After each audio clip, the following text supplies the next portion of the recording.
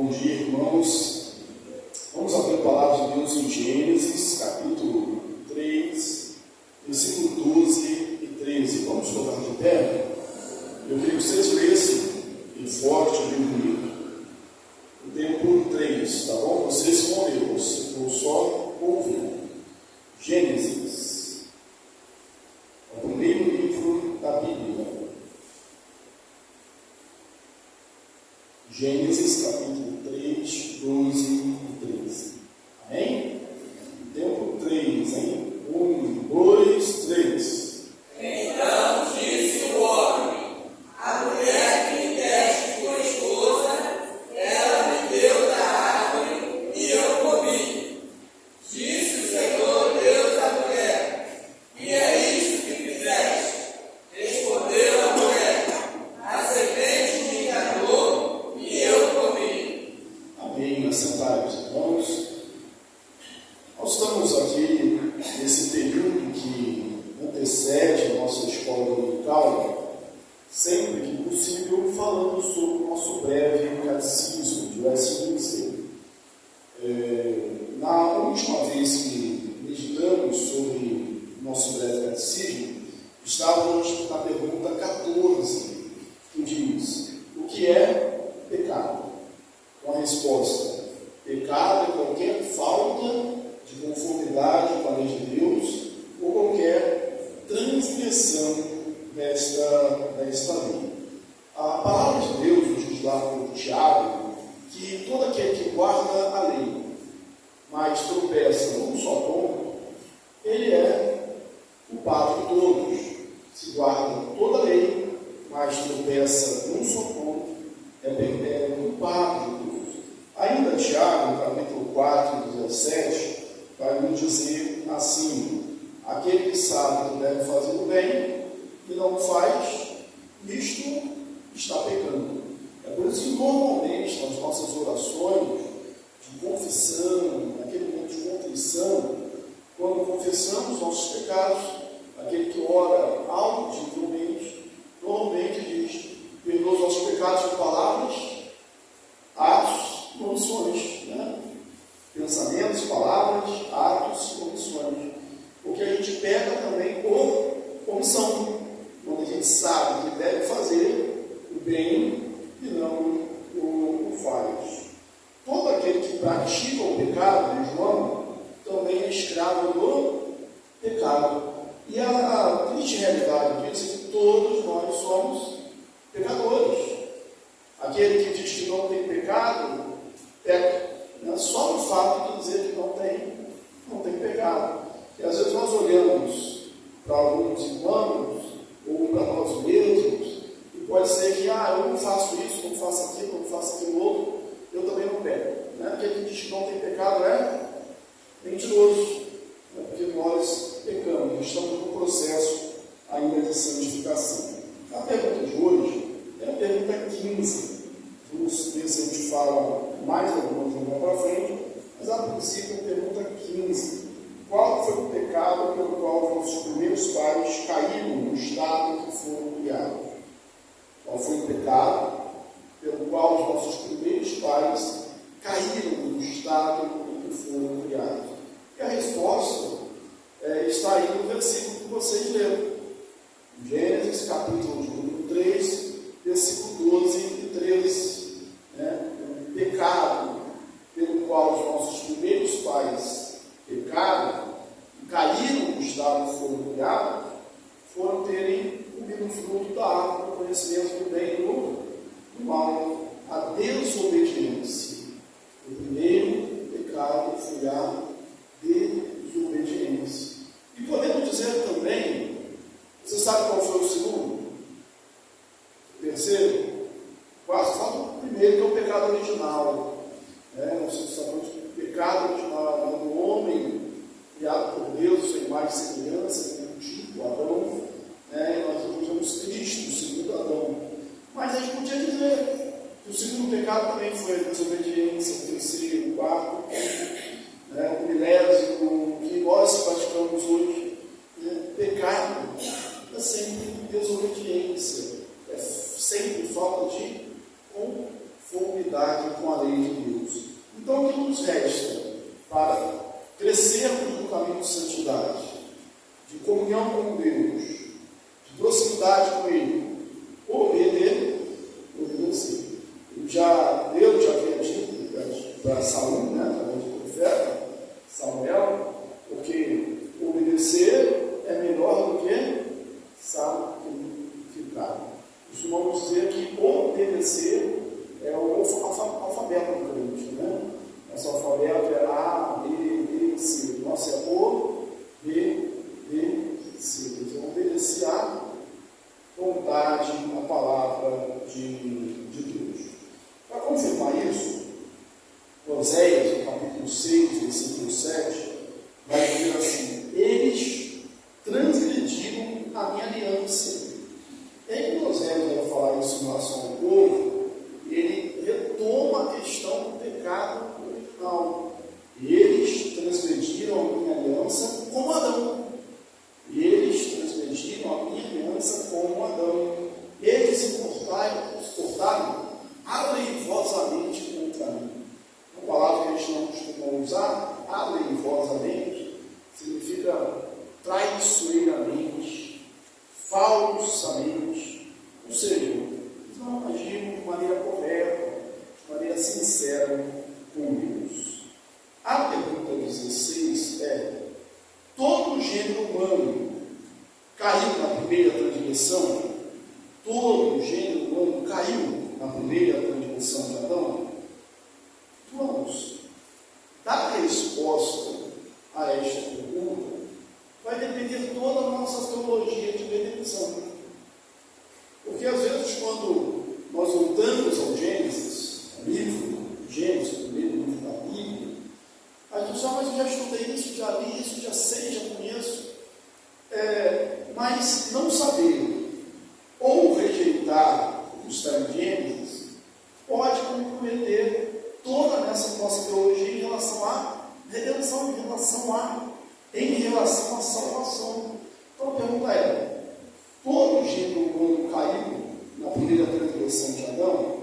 E a resposta é: visto que a aliança, que o pacto foi feito não somente com Adão, mas também para a sua posteridade, todo o gênero humano que dele procede por geração ordinária pecou e caiu com ele na sua primeira transgressão. Por quê? Porque ele é o nosso representante, é o representante da raça humana. Atos, capítulo 17, Paulo, lá no Areópago, em Atenas, ele vai dizer assim: de um só fez toda a raça humana para habitar sobre toda a face da terra, havendo fixado previamente os tempos, estabelecendo os limites de sua habitação. Em 1 Coríntios, Paulo diz assim: visto que a morte veio por um só homem. Essa comparação é importante, visto que a morte veio por um só homem. Que homem é esse que veio à morte? Não. No dia que dele comeres, certamente morrerá. Então Paulo falou aos Coríntios, no capítulo 15, versículo 21 e 22, ele diz assim: visto que a morte veio por um só homem, também por um só homem veio a ressurreição dos mortos. Assim como em Adão todos morrem, assim também todos são vivificados em Cristo. Conseguiram perceber como uma perspectiva, uma crença vai interferir na outra? Ora, se eu não acredito que por um só homem veio a morte, que por um só homem todos se tornaram pecadores, afastados de Deus, tiveram a sua comunhão quebrada com Deus, aquilo que a gente chama de pecado original, como que eu vou crer que por um só homem todos foram unidos, todos foram vivificados, todos foram santificados? Como eu vou crer nisso? Então é necessário que nós criamos essa doutrina do pecado original, porque Cristo, da da mesma forma que Adão era o nosso representante, Cristo também é o nosso representante. Mas melhor, né? Em tudo feito a nossa imagem, nossa semelhança, mas sem pecado. Continuando, Romanos 5:12 a 14, o apóstolo Paulo diz assim: assim como por um só homem entrou o pecado no mundo, e pelo pecado a morte, assim também a morte passou a todos os homens, porque todos pecaram. Porque até o regime da lei havia pecado no mundo, mas o pecado não é levado em conta quando não há lei. Entretanto, ele não há morte desde Adão até Moisés, mesmo sobre aqueles que não pecaram em semelhança da transgressão de Adão, o qual prefigurava aquele que havia de vir. Veja bem que as nossas possíveis perguntas ou objeções, a própria Bíblia já responde. Ué, mas como que em Adão todos pecaram? Nós poderíamos perguntar. E aí Paulo, inspirado por Deus, responde: o pecado reinou sobre todos, mesmo sobre aqueles que não pecaram a semelhança de Adão.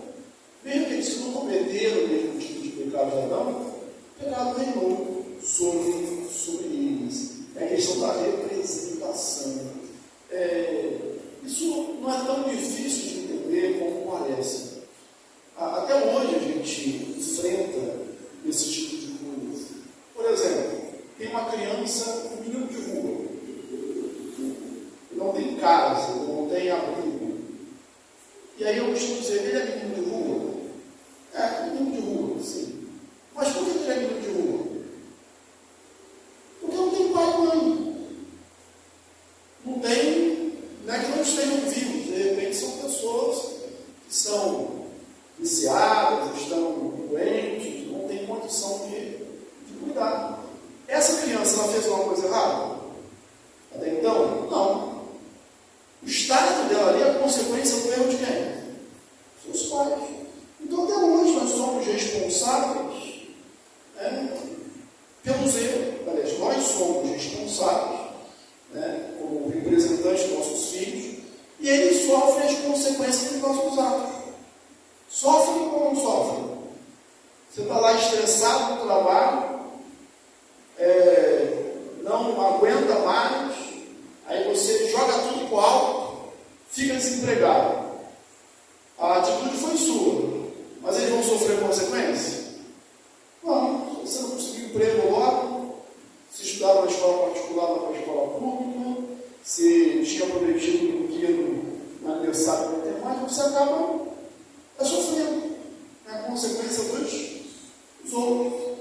Às vezes isso é visto também com um colega meu, a filha dele passou por essa segunda turma, se não me engano, da Marinha, tem uma irmã dele, para mulheres, o Júnior, já falei dele aqui, um dos pedreiros que trabalham em casa às vezes. Então, está todo feliz que a filha dele passou, Tinha uma filha, a filha passou, e aí a filha estava contando, Está todo no alojamento, e era o vestiário dos meninos, o alojamento estava uma bagunça. Aí daqui a pouco veio o sargento responsável: vocês não estão com sono não? Todo mundo para o campo, vamos correr. Eu pergunto: podia ter um daqueles alunos ali deitadinho no canto dele, Podia estar deitadinho no canto dele, sem estar fazendo um algazarra, cumprindo todo o protocolo. Podia ou não podia? Ele foi excluído do castigo? Não, pagou por todo mundo. É questão da representação. A diferença é que às vezes, aqui no sentido humano da palavra, isso é injusto. Mas com Deus não é injusto, porque Deus conhece os nossos corações. Ele sabe. Mas onde se manifesta a justiça de Deus? Pergunta 17 vai dizer assim: qual foi o estado em que o pecado reduziu o gênero humano? Qual foi o estado em que a queda reduziu o gênero humano? a queda reduziu o gênero humano, como resposta, a um estado de pecado e miséria. A queda reduziu o gênero humano a um estado de pecado e miséria. Assim como por um só homem pelo pecado do mundo e pelo pecado a morte, assim a morte passou a todos os homens, porque todos pecaram. Aí a pergunta 18: em que consiste o estado de pecado em que o homem caiu? O estado de pecado em que o homem caiu consiste na culpa do primeiro Adão, na falta de retidão original, na corrupção de toda a natureza, o que ordinariamente é chamado de pecado original, juntamente com as transgressões atuais que dele procedem. E aí eu vou pular, apenas para concluir essa parte, para a pergunta de número 20. Deus deixou o gênero humano perecer no estado de pecado e miséria? Aí entra a graça, o favor, a misericórdia de Deus. Porque se o estado em que o pecado, a queda, reduziu o homem, foi um estado de pecado e miséria, Deus não deixou o homem nesse estado. Tendo Deus unicamente por sua boa vontade, desde toda a eternidade, escolhido uns para a vida eterna, entrou com eles no pacto de graça, para os livrar do estado de pecado e miséria e os levar ao estado de salvação por meio de um Redentor. E aí nós temos as confirmações bíblicas. Estamos estudando as quartas-feiras a Epístola de Paulo aos Efésios. Fala muito sobre essa eleição, sobre a predestinação, sobre como Deus, segundo o beneplácito da sua vontade, temos aprendido dessa expressão, segundo o beneplácito da sua vontade, segundo a sua vontade, se repete muito, ele nos escolheu, assim como nos escolheu nele, antes da fundação do mundo, para sermos santos e irrepreensíveis perante ele. Quando foi que Deus nos escolheu? Quando foi que Deus resolveu nos salvar? Foi quando Ele olhou para a gente, depois do pecado que nós cometemos? Hoje? Não. Ele nos escolheu antes da fundação do mundo. Não há improvisos, não há ajustes nos planos de Deus. Os nossos planos, há improviso, há ajustes, é necessário uma certa flexibilidade, pela única razão dos nossos planos não serem perfeitos e nós não sermos todos poderosos, infalíveis. Mas de Deus não precisa, por quê? Ele é todo poderoso, todo sábio, ele é infalível, o seu plano é um plano perfeito. Aqueles que colocam como objeção, então a gente pode ver de qualquer maneira, os crentes vivem sem responsabilidade, não. Ele nos chamou para sermos santos e irrepreensíveis. Esse é o tamanho da nossa responsabilidade. Título 2. Na esperança da vida eterna, que o Deus que não pode mentir, prometeu antes dos tempos eternos. Você entendeu? Deus não pode mentir. E Deus prometeu a vida eterna antes dos tempos eternos.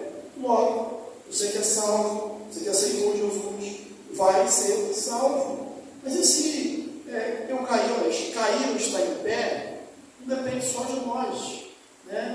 Estar em pé porque o Senhor é fiel. Agora, uma vida contumaz no pecado, na transgressão, é evidência, possivelmente, de que não há regeneração.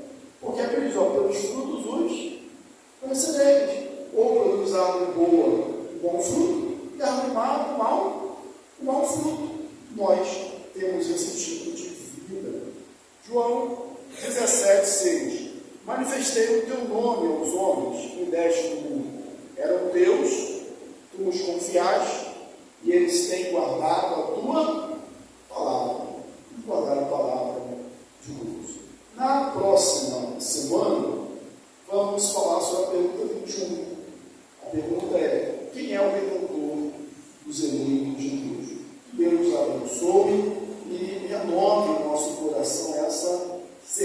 certeza, convicção, né? Porque o breve catecismo ele faz isso, nos dá convicção doutrinária, que se reflete também na prática do nosso dia a dia.